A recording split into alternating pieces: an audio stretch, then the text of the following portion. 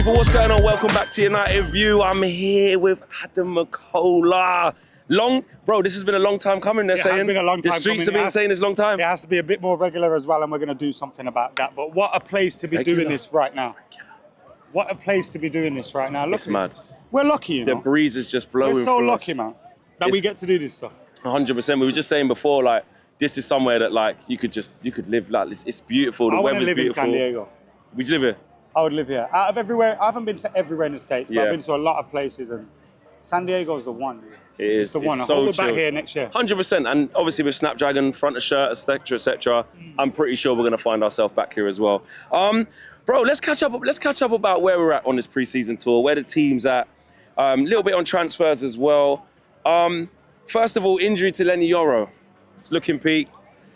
It feels like we're just cursed, bro. There's been a few different reports, hasn't there? One that there's 3 games, one that there's a couple of months. Man, it's disappointing. The beauty is, though, he's a young lad. If he can get over this, if he misses a couple of games, ideally we bring in another centre-back. You know, let's talk about Matic de Ligt, let's talk about Jared Bamford. I'd go Matic de Ligt personally. Yeah. He seems to just be waiting for us to go and make it happen. If we can make that happen, then I'd be confident going into the league season if you got Lissandro or Matic de Ligt, then with Maguire and Lindelof as backup, because personally I don't think Maguire and Lindelof are the answer to our problems, but as third, fourth choice, it could be a lot worse than that, you know what I mean? So I think we could be okay. He's a young boy, man.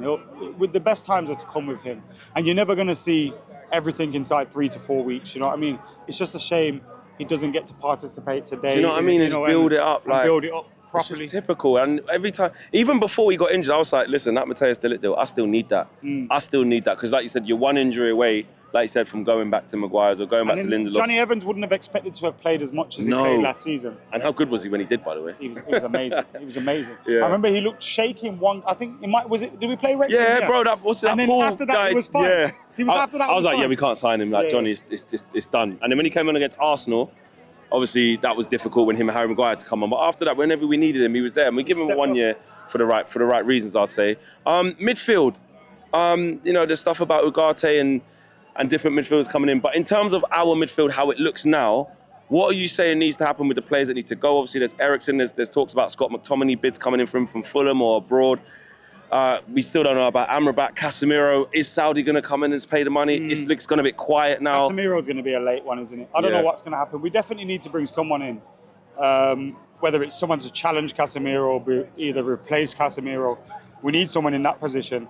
It'd be interesting if we can raise some funds for McTominay or Eriksen. McTominay, look, he provides a service off the bench. He can score a couple of goals and that. He's not going to be the guy to win us the league, unfortunately. You want to see younger players come through the academy and do well for the first team. But it looks like maybe it's best for him to move on, play every week for someone, because he's a good Premier League player. 100% for Fulham, it'd be fine. Yeah, it'd be great for Fulham. Yeah. So there's no reason why you can't go and do that. Give us a big transfer fee in the same process. What's he worth? And then maybe he's worth at least 30 million. Because I'm saying Emil Smith-Rowe, bro, is going for 35 million. He didn't play is it? last season. Nothing. He ain't done nothing. Maybe he's a bit younger and there's a bit more upside to him. You know what I mean? In the different style of play, you pay more for your attacking style of players, don't you? But McTominay gets goals. He plays really well for Scotland. He scored more than him.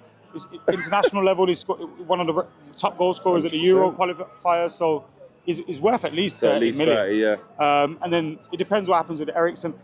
Eriksen's the kind of guy, I think we've played him too much. In that first season when we had him. You know, off the bench, to be someone to whip the balls in and be the set-piece guy, it's an option possibly, but I think we just need to bring someone in there to be that regular partner for Kobbie Mainoo and Bruno Fernandes. I think Mason Mount's going to have a big season. I've said this, bro. I mean, look, I don't know what's been like on the paddock. I don't know, what's your community like in terms of how they see Mason Mount? I think they're just expecting something to happen. I don't think people want us to really see the back of him because we haven't really got to see him. Seen him. Obviously, when you spend 60 million on him or 50 million, whatever it was, and you could have got him for free and he spends the year injured, it's mental. That's not ideal because you could have saved that money. But you bring in Mason Mount, I think he's worth that money. If you forget the contractual situation, he's worth that. He's still very, very young. I think he's a really good player. I do. The only problem is his position, Bruno's position. You got Kobbie, who's more of an 8. But then if you're rotating Kobbie Mainoo, Bruno Fernandes, Mason Mount in those 8 positions, oh my God, that's an amazing position to be in. You know and it's about how we set up, and that's where the coaches really got to get in their bag now. Because one thing is, when shit hits the fan and you're playing crap and you're getting opened up, all right, cool. You can buy new players that can do things. You can buy someone who's more combative. You can buy someone who's more technical, etc., etc. But you cannot underestimate like team setup, like coaching. If you know Casemiro is isolated, left on an island, and he's going to look exposed every single time we play, you have to set up that way that's going to make it not be like that. There's so many midfields that you can look at where they might not have the quickest players in there or the most technical or whatever, but the balance is right, or the way that they play is there. I think the way the manager plays, though, he relies on legs in it. So he wants these players to be able to go and get back in. Now, that's wild sometimes because some teams are going to pick you off, but we need the legs in there. That's why we're looking at someone like Ugarte. It'll be perfect. I mean? He's got the legs. And then that's why I'm a little bit torn on Casemiro because I feel like he's won a couple of trophies since he's been here. I still feel like he's got something to prove, though. And let's say Ugarte come in and he's like, not your backup, but rotating. Yeah. Then it's not the end of the world. Because we were using him every single game, and then we had no midfield. And play was going through him. Right, and he can't. So put him in an optimal position where players are playing around him and stuff, and maybe you'll see a little bit better from Casemiro. Yeah, I hear that. I mean, I'm not going to lie, man. Like last year, I was just concerned. I'm like, the lack of technical ability in our midfield, like people can't like keep hold of the ball. It lacks mobility. It lacks like being compact. It just lacked everything you need. And obviously Bruno's the one who's just going to give you moments and operate, which we need. And obviously Kobe's the one. But I'm with you. I think Mason Mount, that is like a new signing. It really, really is. And that's going to be one to watch. And Casemiro, if he ends up staying, it's all about the setup. But we have to get a midfielder. The weird thing is, maybe two I want. I don't know what's going on with.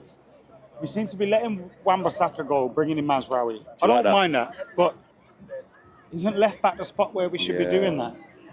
Because Luke Shaw's... He's going to get injured. Luke Shaw's an amazing player, but he's been injured. Thuram Malacia, he was great. He's a great squad option, but he's not been available. So surely the trick is, but then maybe you can't get rid of one of them, and Wan-Bissaka's got a year left. And he's got a year left. And you can sell him. All right, I get that, but I don't know, man. It's difficult, and some people will be like, oh, in the 1v1s, no one does what he does, and I don't necessarily mind that we're trying to go in a different direction, because we shouldn't necessarily think like, oh, you know, if someone's good at tackling, that means you're good enough to play for Man United. I don't mind that, but the guy coming in needs to be better. It could be that you could use Delo and Mazraoui at the same time. Yeah, he can play left back. You know what I mean? You could potentially do that. That's true. So there's stuff there.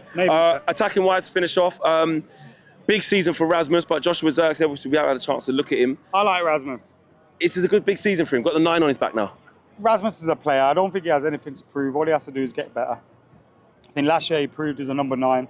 The goal he scored the other day was class, you know. And then he got injured and you're like, Because the goal, the strength, the ability to run through, he showed a little bit of a burst of pace.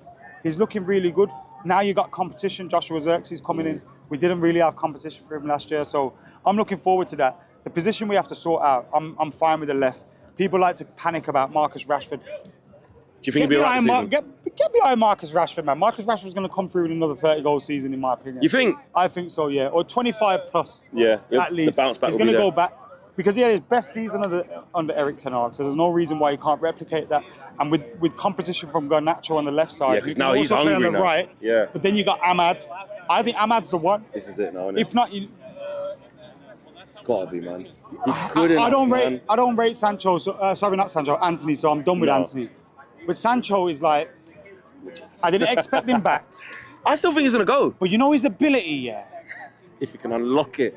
No, but don't do it to yourself, Matt. We do this, bro. We do this, man. But that's why we need, like, you know, if you have Ahmad, you have Sancho, and then you can have Garnacho who can play there. If Rashford can lock it in, then you've got enough there on the right, I think. But so you're saying if they all play, so if they all play to their potential, which Jadon Sancho, of course, he's been off his potential for a long time, but like you're saying, there's quality there. Ahmad just looks ready to go now. Like, it's got to be. Like, and he's going to, because these guys are back late, he's going to start the season. He's going to start the season. He needs to be his position. He'll start in the Charity Shield. Yeah, he needs to be. Because Garnacho's not even back until then. So it needs to be Ahmad and Rashford, innit?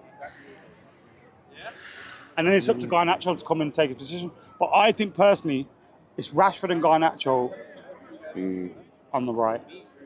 Rashford on the right? No, Garnacho on the right. Oh, Garnacho on the right. And then it's up to Ahmad to, like, say, this is me.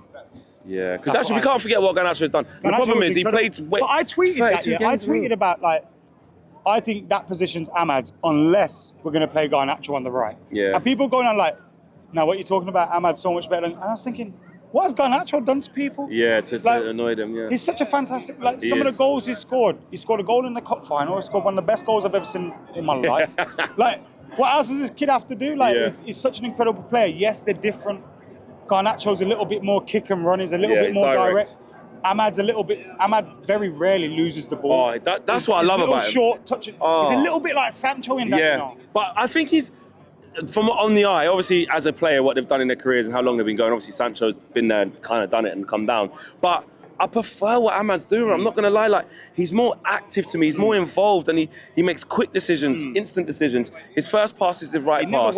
Never wastes it. Never waste the ball. So I like it. I really do. In terms of us on a whole, then Eric, the pressure that's on him, the team.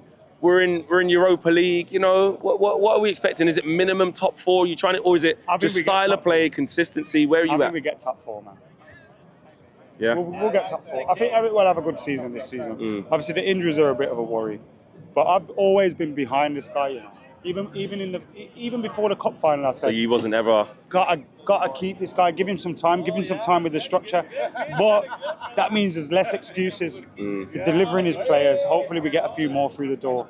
Eric Ten Hag's the guy, I think. Yeah. Trust me, this season's going to be good. He's saying it's going to be good. I don't know. I hope so. Listen, Mac, big up, man.